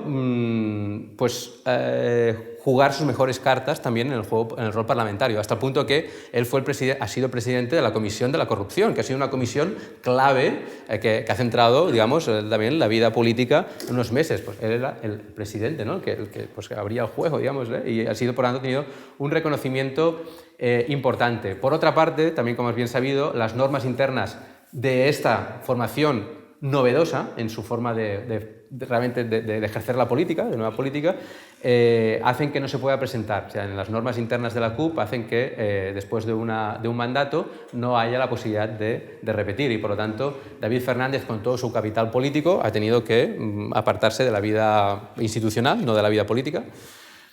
Aunque, ¿no?, en estos momentos yo diría que tiene un buen recambio, que es Antonio Baños. Creo que es poco conocido todavía, pero bueno, por lo que lo conozco también personalmente, me parece que puede cumplir bastante bien el rol de David Fernández, incluso ligeramente distinto por tener una conexión más directa con el votante del extrarradio, digamos, y del área metropolitana de Barcelona, ¿no?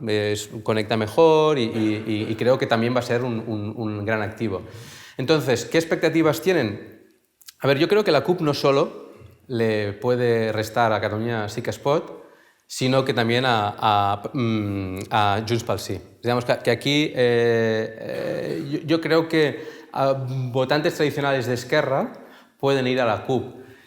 Y a mí me da la sensación de que va a tener 8 diputados, digamos, de que va a ser, son las proyecciones altas de la CUP se van a cumplir, que el crecimiento, vamos, que evidentemente los 3 están garantizados, y dada la proyección que han tenido y digamos, el reconocimiento social, es muy curioso, digamos, de la sociología del voto, también esto no es demoscopia, es nariz, pero decir de encontrar familias de padre convergent, que vota Convergència, y hijo de la CUP, ¿no? Digamos que el hijo, digamos que...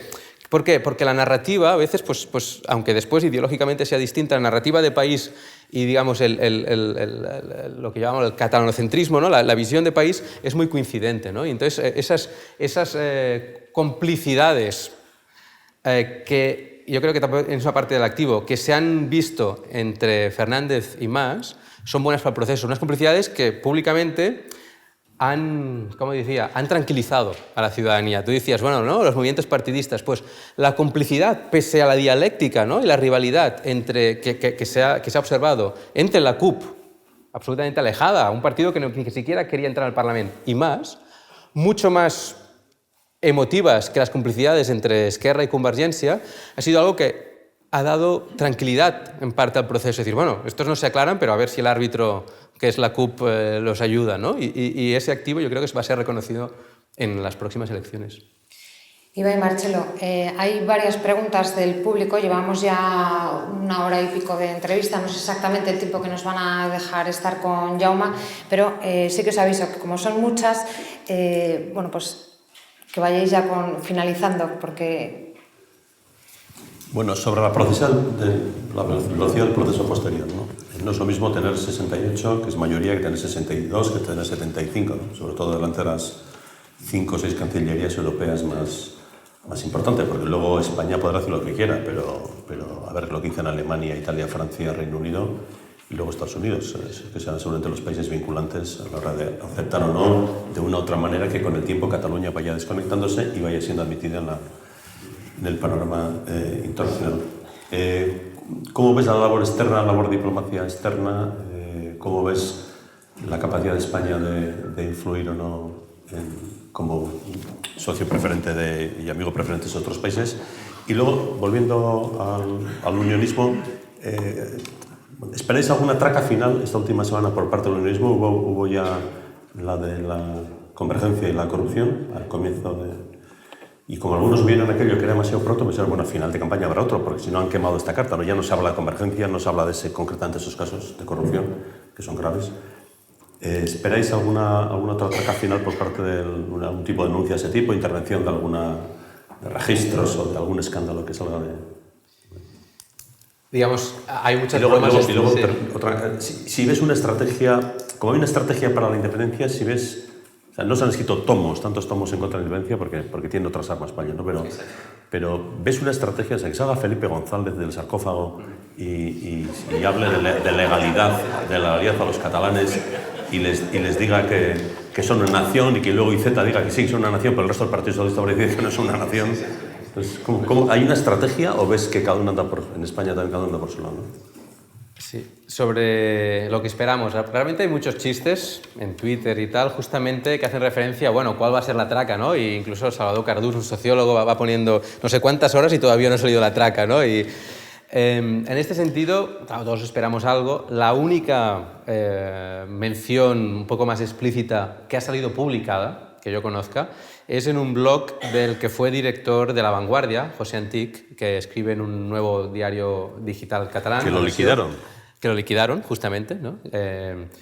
Y que dice, se lo podéis encontrar, en su blog, y yo sencillamente os explico lo que él dice, no tengo más informaciones, pero que el informador, la persona que le informó del dossier Mas en el 2012, le ha informado que hay un dossier de Mas esperando y que corre por los ministerios de Madrid. Eso es lo que dice José Antic. No sé si saldrá, pero eso es lo más concreto que te puedo decir sobre esto, aunque efectivamente, ¿no? Pues todo el rato estamos pensando, bueno, pues no puede ser que hayan quemado la carta pues incluso antes de empezar, en el día 31 de agosto, que fue cuando hubo el espectacular registro de Convergencia y la Fundación CatDem. Número de diputados y velocidad del proceso. Sí, no, sin duda. A ver, y la política exterior, ¿no?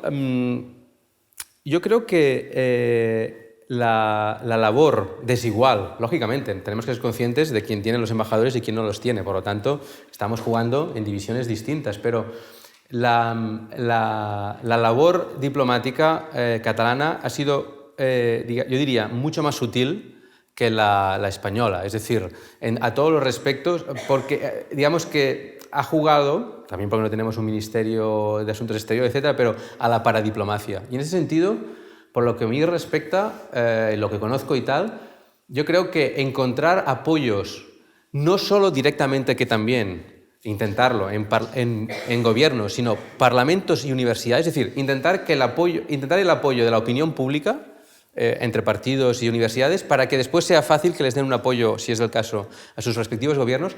Esa baza la ha ido haciendo Diplocat, y Diplocat nos invita a distintos profesores y la tarea, digamos, su labor, digamos que se ha ido haciendo.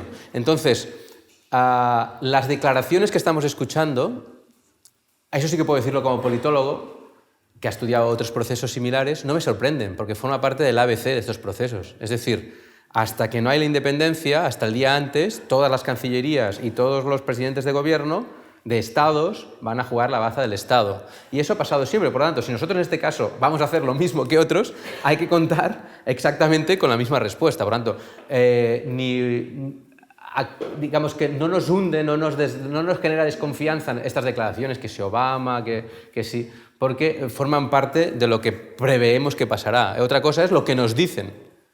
Y lo que, yo no lo sé todo, ¿no? Pero lo que las valoraciones, ¿no? Indirectas, pues es que evidentemente la mejor situación posible para nuestro entorno europeo es que hubiese un proceso negociado, digamos, un proceso en el que por lo tanto no tenemos por qué descartar de entrada que haya una ayuda, que se ayude para que finalmente Madrid entre un poco más en razón. Digamos, sí, esto sigue adelante. Por lo tanto, pese a todas las declaraciones contrarias que estamos escuchando. Y en ese sentido entren en razón.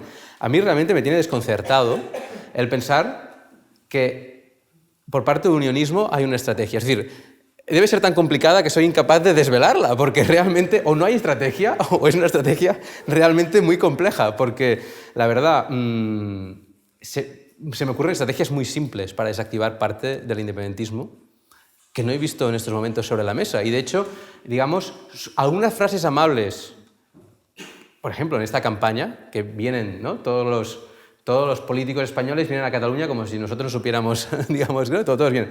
Pues el único desembarco de alguien que mínimamente ha parecido como, digamos, razonable ha sido el exministro de Educación, Gabilondo, que dijo, sin vosotros somos menos y peores. No se vayan. Un poco en el sentido... Seducción, ¿no? Sí, seducción, un poco en el sentido de Cameron. Pero es una persona. Y, el resto es catalán igual a nazi, e independentista igual a nazi, y efectivamente, pues yo, si siguen así, encantado de la vida. Dejo un segundo solo.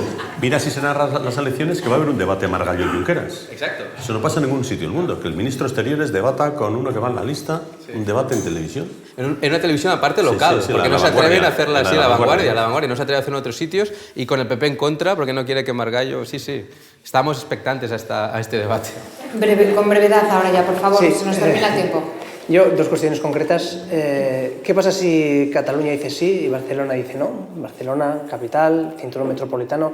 ¿Cómo se tienen que gestionar, digamos, las diferencias que puede haber dentro del propio territorio? Si va a haber dentro también un propio derecho a decidir, que lo puede reclamar alguien.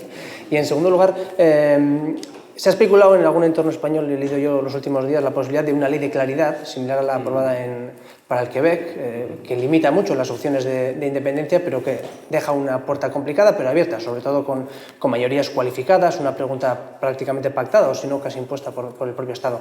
Esas dos cuestiones. Bueno, la ley de claridad de Canadá no especifica ni siquiera un porcentaje, es más bien una voluntad de intenciones, ¿no? De que la próxima vez, digamos, haya una pregunta más clara, Por cierto, que no le gusta mucho a los quebequeses porque es una ley de la claridad que se supone que puede estar impuesta por el gobierno canadiense. Por lo tanto, sí, muy clara, pero para que sea clara ha de ser la mía. Entonces, bueno, quiero decir que también tengamos clara, nunca mejor dicho, esta cuestión, ¿no? Entonces, a mí no me importa. La claridad es una cuestión que tiene que estar siempre sobre la mesa, en el mejor de los casos posibles, y por eso mismo yo siempre digo que con claridad, en el caso del referéndum de Escocia, los escoceses no son independientes porque perdieron por un 45,5%, digamos, ¿no? Es decir, que sencillamente tenían que ganar con un voto más. O en Quebec tampoco lo son por 4 décimas. Por lo tanto, serlo quiere decir ser más del 50%. Entonces, o en Montenegro mismo, donde es el único sitio donde ha habido una precisión, ¿no? Por la Comisión de Venecia, 55, y son independientes y son un Estado por el 55,5. O sea, como medio punto les dio esa ventaja. Por lo tanto, quiero decir que si claridad es hacer las cosas como otros países que lo han hecho claramente, yo me apunto a eso. Ahora, si claridad es empezar a marear la perdiz para que no haya claridad, pues bueno, me parece que no iremos por aquí, ¿no? Y que no compraremos esto, ¿no? Lo de Barcelona y el resto de Cataluña. A ver, este es el problema que se puede... O sea, el problema es una situación que se puede plantear no solo en estas elecciones, en cualquier elección, ¿no? Y yo creo que en este sentido, por eso mismo la soberanía está en el Parlamento. Es decir, la soberanía está en los representantes, no nos subdividimos, ¿no? Como pueblo tenemos claro que somos un demos porque votamos al mismo Parlamento. Entonces, el derecho a decidir, a eso nos alargaríamos mucho y tal, evidentemente se puede aplicar sobre cualquier circunstancia, a decir cualquier cosa, pero cuando decidimos sobre un Estado, suponemos que ha de tener unas características de Estado viable. Es decir, un barrio de Barcelona o lo que sea, difícilmente puede constituirse en un Estado, digamos, ¿no? Necesita algo más que, como alguien dice, no, Hospitalet puede ser también ejercer el derecho a decir, en muchos sentidos. Digamos, claro que lo puede ejercer, pero Hospitalet puede ser un Estado. Entonces, esas son las cosas que nos preguntamos. Y sobre todo, ¿alguna vez habéis mostrado Barcelona que no forma parte de Cataluña? Es decir, la cosa es, previamente, ¿alguna vez los barceloneses se han manifestado en contra de formar parte del Demos o de la nación catalana? No. Pues entonces, evidentemente, si no queremos romper las leyes de la democracia, pues cuentan tanto como el resto. Y por lo tanto, pues bueno, si esa minoría o mayoría está localizada territorialmente o no, es una cuestión sociológica, pero que no tiene ningún impacto sobre la legitimidad política del resultado. Bueno, Jaume, pues si le parece, es momento de que el público pregunte también. Hay muchas preguntas, no creo que nos dé tiempo a formularlas todas. La primera que tengo, ¿cuántos países os apoyarían, al hilo de, antes hablaba de la diplomacia, cuántos países os apoyarían al inicio del proceso de independencia y cuáles son? Y añade una postdata, seguro que tenéis ya realizado un buen trabajo diplomático y con ello los datos. Pero no lo sé, sinceramente, sinceramente no lo sé. Pero como antes, o sea, cuando hablamos de política hay la parte informativa y, digamos, la performativa, ¿no? El de que las realidades, si lo supiese no lo diría en estos momentos. Si he hablado de paradiplomacia y he estado diciendo que hay, digamos, gestiones más o menos, digamos, confidenciales para conseguir apoyos, no diré. Y, por lo tanto, os digo cuáles son los países, es contradictoria. Es contradictoria una cosa con la otra. Digamos que ni lo sé, si lo supiese no lo diría. Bueno, pues entonces vamos con la siguiente. En el proceso de 18 meses, son dos preguntas. En el proceso de 18 meses al que se ha referido, ¿cuáles son las etapas y pasos principales a dar? Y añade, en ese proceso, ¿cuándo y cómo aparece la elaboración de la Constitución catalana? ¿Ves? Eso sí que lo sé y aparte he participado, estoy participando en esta elaboración, ¿no? Este diseño. ¿Cuáles son los elementos claves de este proceso de desconexión, ¿no? Que nos va a llevar hacia la independencia? Pues como decía, primero una declaración de intenciones, una declaración de independencia, de la voluntad de ser independientes, ¿no? Y de la voluntad de negociar, eso inmediatamente. Después, en algún momento, una ley que dé seguridad jurídica a esas desconexiones que se vayan produciendo. Es decir, que como te desconectas de la legalidad española, eso quiere decir que no haya una legalidad que te ampare y, por lo tanto, tiene que haber una ley omnibus, una ley, digamos, compleja, pero por otra parte que se podría resumir en todo lo que no sea contrario a la legalidad catalana sigue siendo tan legal como ahora, ¿no? Sencillamente esa es la cosa. Todo aquello que no contradiga la legalidad catalana, todo aquello de la legalidad española que no contradiga la nueva legalidad catalana, pues sigue siendo de aplicación y iremos cambiando cosas. Tercera cosa, el proceso constituyente. Yo creo que es clave justamente desde un punto de vista político-sociológico. Es decir, que desde un punto de vista legal es más importante esta ley, la ley de la Constitución provisional, ¿no? Porque están todos los aspectos a tratar. Y la Constitución siempre la podemos hacer en cualquier momento, digamos, ¿no? Una Constitución, digamos, definitiva. Pero le puede dar mucha legitimidad a todo el proceso si es un proceso participativo y abierto. Aquí lo que propone el movimiento social, y os invito a que deis un vistazo a la web Reinicia Catalunya, que yo creo que va a ser un elemento tan fundamental, recordármelo de aquí unos meses, como el derecho a decidir, la idea de reiniciar y proceso constituyente, es que este proceso sea en 4 etapas.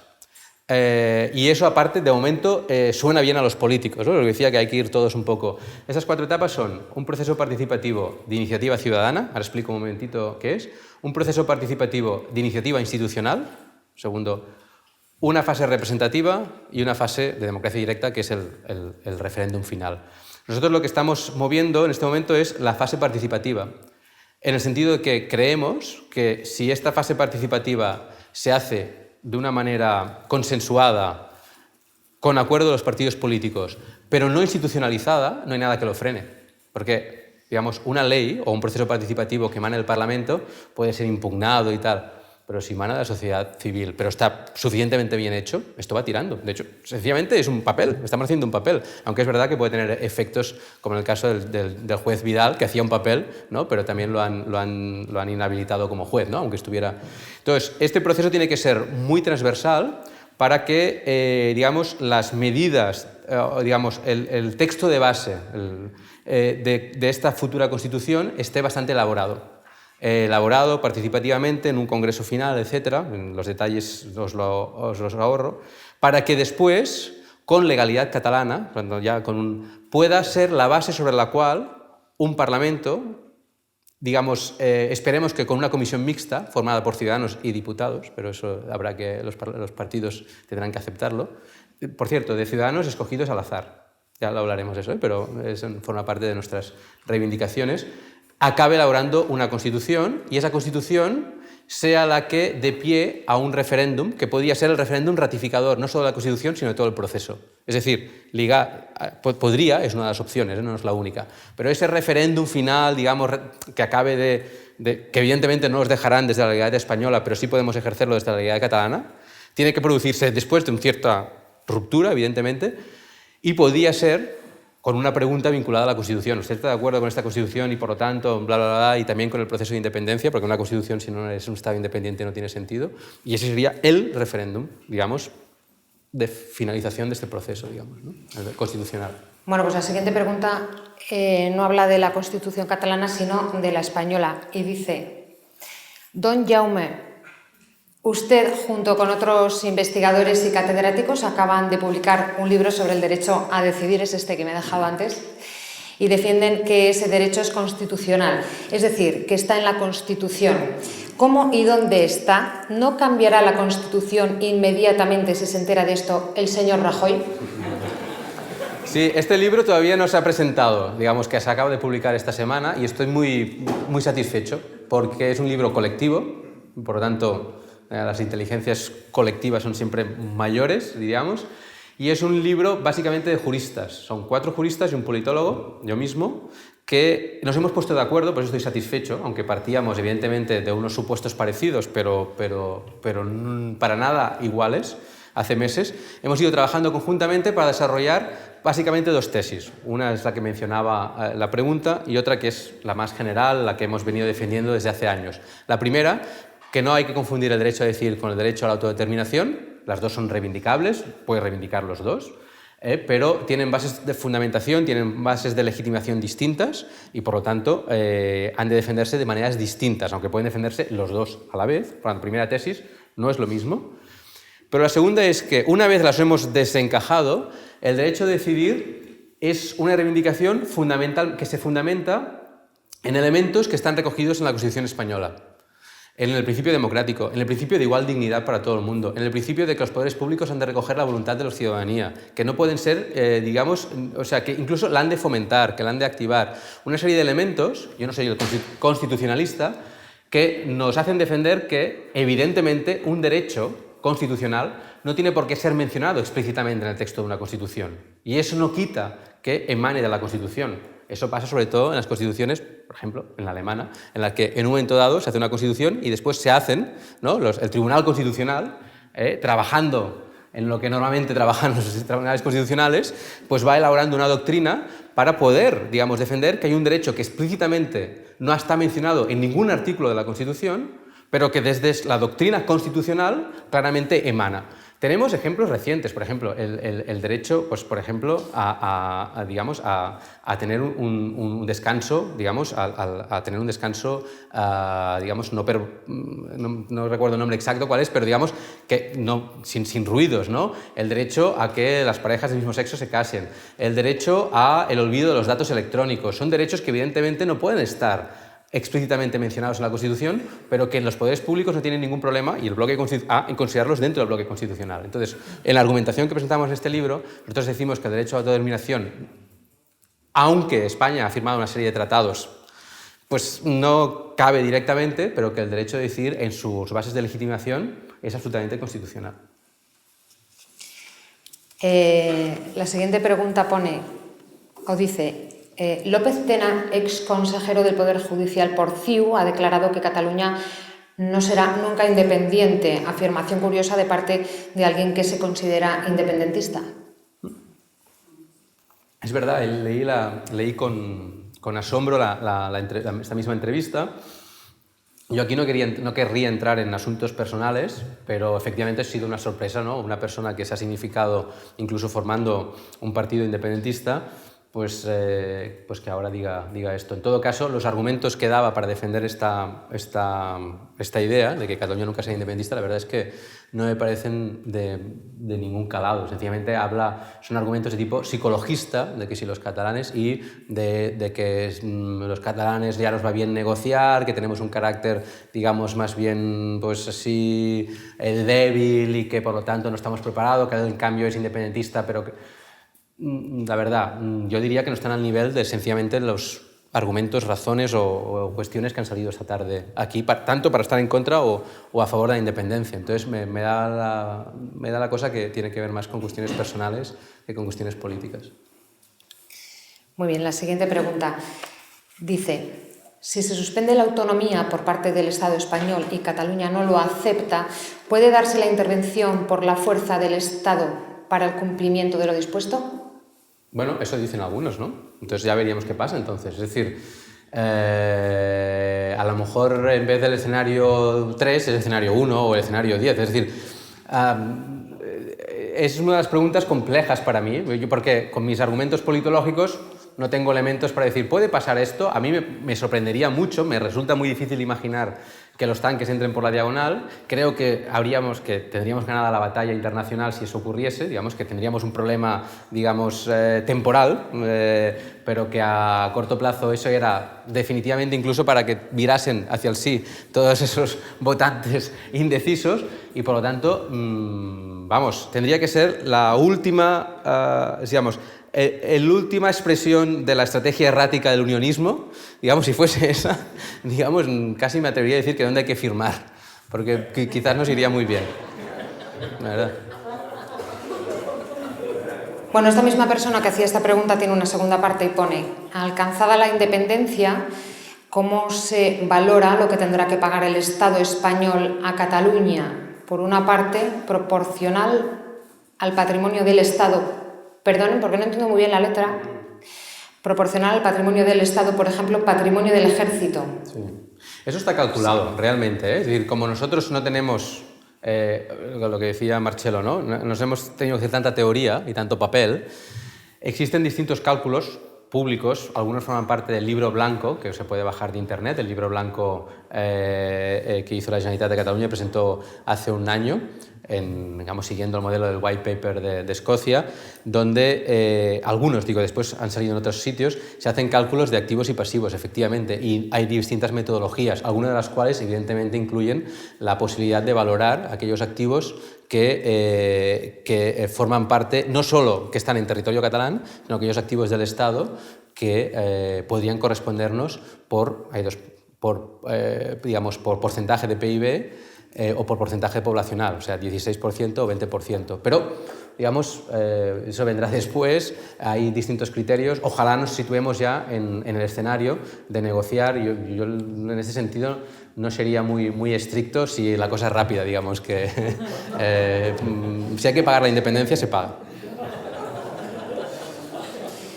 Bueno, siguiente, comienza como sindicalista. Comisiones Obreras y UGT, ¿cómo se posicionan ahora?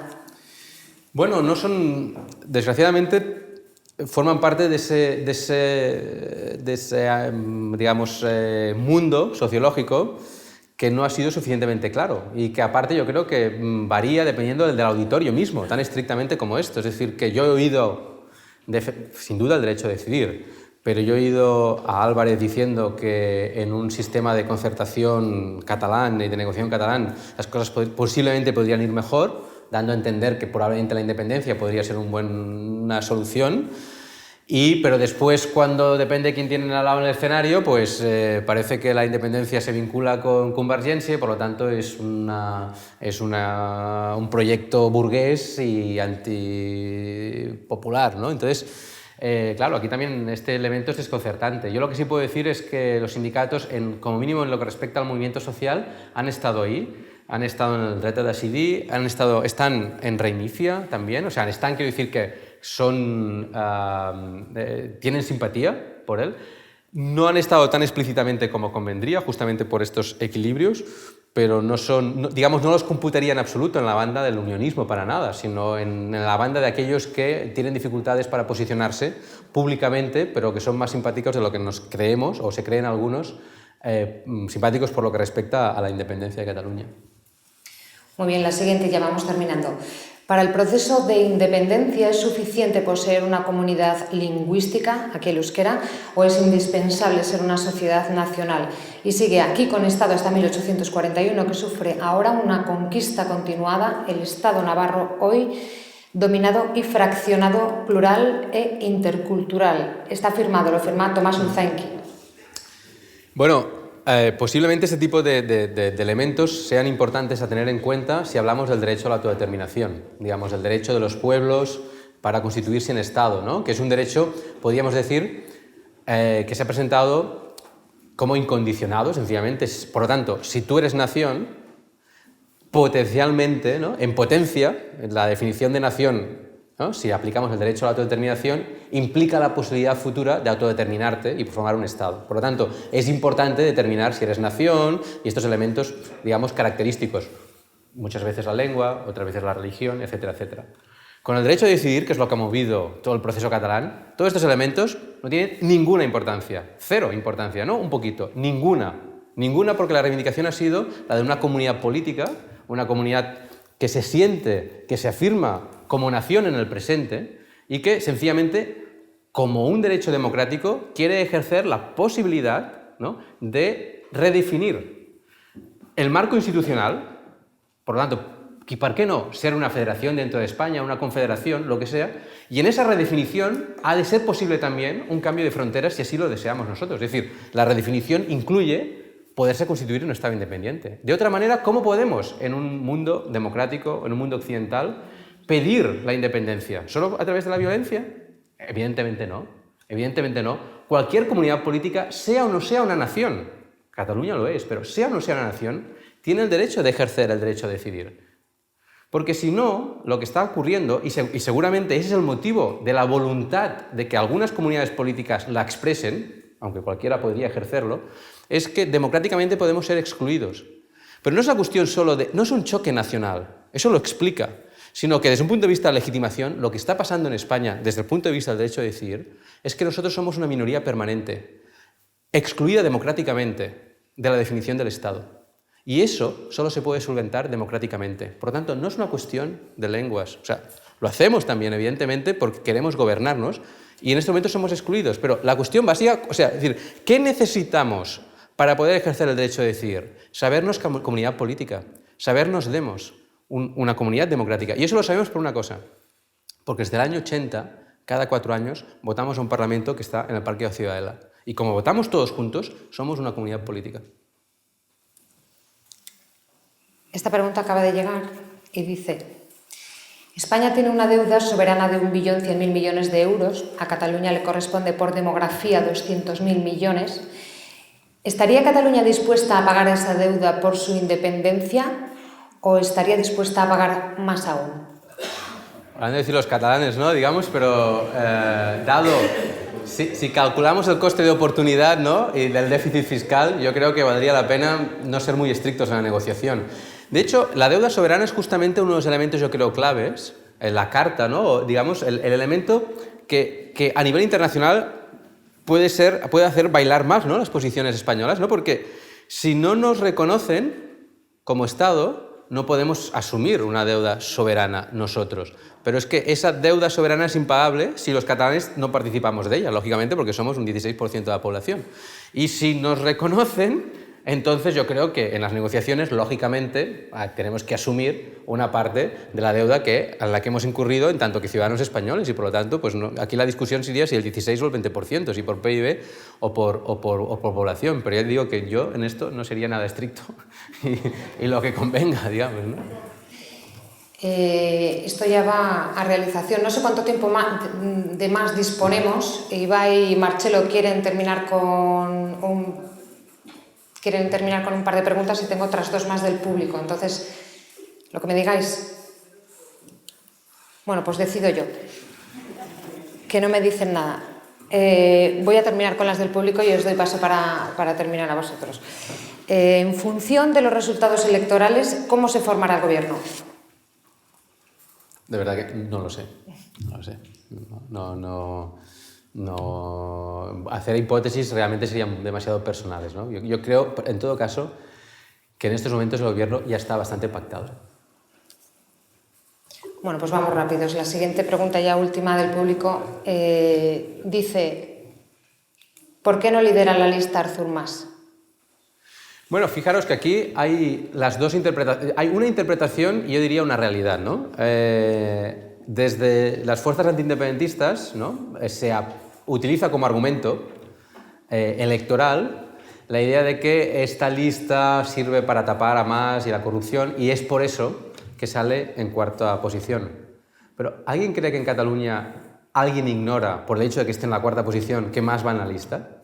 O sea, se habrá escondido muy poco, digamos. O sea, si servía para esconder, la verdad es que, vamos, no lo han conseguido mucho, ¿no? Entonces yo creo que, digamos, evidentemente es una interpretación interesada, pero si tenemos acceso, digamos, a la gente, y no es difícil, ¿no?, porque tampoco Cataluña es tan grande, que fue protagonista de las negociaciones, y tampoco hay mucho secreto, yo creo que aquí hay una confluencia de razones, una de las cuales es situar en la cabecera de la lista a un personaje independiente, fuera, digamos, o sea, que esa propuesta saliera de Mas, saliera de Junqueras, era una condición necesaria para encontrar una lista única. Es decir, que no es que Mas dijera, pues yo seré el cuarto, ¿no? Yo creo que sencillamente pues, elaborar criterios. No se podía, entre Junqueras y Mas había haber una cierta igualdad a la hora de posicionarse en la lista, los dos no podían ocupar el primer lugar y creo que había una coincidencia en que si había una lista única, esa lista no estaría encabezada por un político, digamos, por un político en activo, ¿de acuerdo? Por tanto, eso sitúa a Mas entre el tercero y el cuarto. Yo creo que la negociación, el cerrar el círculo era, ¿no?, situar a este independiente, a las dos personas que se han significado en los movimientos sociales, de la manera más pública, como es Muriel Casals, que había sido la presidenta del Unión Cultural hasta el momento, y Carme Forcadell, que había sido la presidenta de la Asamblea Nacional Catalana. Esos son tres. Y el siguiente que viene, ¿cuál es el cuarto? Pues Mas. Ya está, no hay más que esto. Bueno, ahora sí que os voy a dar paso, pero os pido por favor que seáis muy breves. Yo antes preguntaba a ver de cuánto tiempo disponíamos y ahora me dicen que estamos al límite. Entonces os pido brevedad a los tres, por favor. Gracias. Sí, una pregunta sencilla. Partiendo de la premisa de que el 27 de septiembre habrá una mayoría pro independencia, ¿cómo te imaginas Cataluña dentro de 18 meses? A, si el Estado mantiene una situación de bloqueo. B, si el Estado, aunque sea regañadientes, accede a negociar. Sí, dices una mayoría suficiente, digamos una mayoría... Sí, lo suficientemente clara como para que el proceso parta con una legitimación importante. Pues casi independiente. Vale, imagino casi independiente. Gracias por la brevedad, Jaume. El otro día, el de la diada, a las 10 de la noche, Plaza Cataluña, había unos jóvenes que vienen unas guitarras, tocando guitarras españolas, que tocaban la guitarra, y llevaban la estelada en la espalda y estaban cantando una canción de Enrique Iglesias. Y digo yo, ¿y mi pueblo nos tiran al río? En mi pueblo alguien tocando una canción de Enrique Iglesias con una... Y hay una foto muy bonita, a ver, la nueva Cataluña, ¿no? O qué maneras distintas, qué voluntades hay para llegar a otra Cataluña, cada uno desde su propia identidad, ¿no? Yo creo que es una imagen muy bonita, que están cantando una canción de Enrique Iglesias. Has mencionado antes Quebec. En octubre se cumplen 20 años de Quebec, 49,5, 50,5. Es a finales de octubre, el 30 de octubre, algo así. 50,5 y el otro 49,5, ¿no? Sí. El independismo en Quebec desde entonces no ha levantado cabeza y tanto en Escocia, y no tanto en Escocia, en Cataluña, el independismo ha tenido un crecimiento muy grande en los últimos 10 años, ¿no? Te iba a hacer una pequeña broma. El trabajo que te hubieras ahorrado si hubieras sido independentista desde que tenías 20 años. Puede suceder en Cataluña también que ese efecto, lo digo con cariño, ese efecto soufflé que se ha dado del 30 al 50 en Cataluña y que se dio también en Escocia. Escocia hace 15 años no se reconoce con la de ahora. Podría suceder también que como en Quebec, no parece que en Escocia vaya a suceder, pero en Quebec se ha sucedido que en Cataluña, si ese neoindependentismo del 30 al 50 no ve que en un plazo razonable eso llega a ser una independencia más o menos homologable en Europa, pudiera caer. Mira, yo creo que aquí el factor clave es la respuesta del Estado, mucho más que... Es decir, aquí estamos hablando de un proceso que tiene dos bandas y para distinguir Escocia, Quebec y Cataluña, el elemento clave, o uno de los elementos claves, es justamente cómo responde el Estado.